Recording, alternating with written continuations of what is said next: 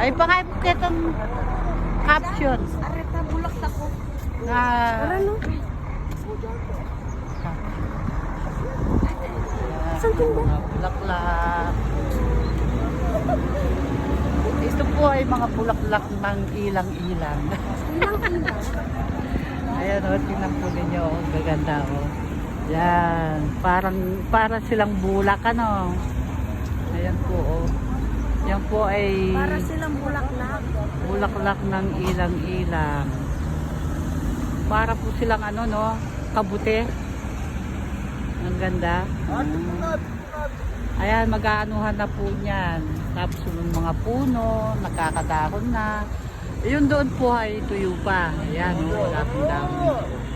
Tapos po, tingnan po yung buildings na yan. Mataas ano po. Something done eh. Isa ka? Mataas pa eh, yun. Yung mataas na building ayun, Beo. Ayun po, yung ayun, yung pinakamataas na building po dito sa Pigeon. Tingnan po ninyo yung part na yun, yung ibang halaman, wala pang dahon.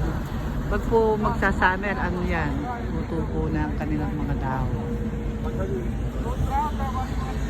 Po, dito po kami sa estasyon eh, kung saan po yung mga train. Dito po yung ano nila.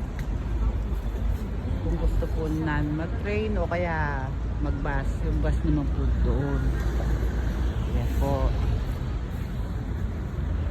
May fountain pa siya kaso ngayon wala siyang ano, wala siyang tubig.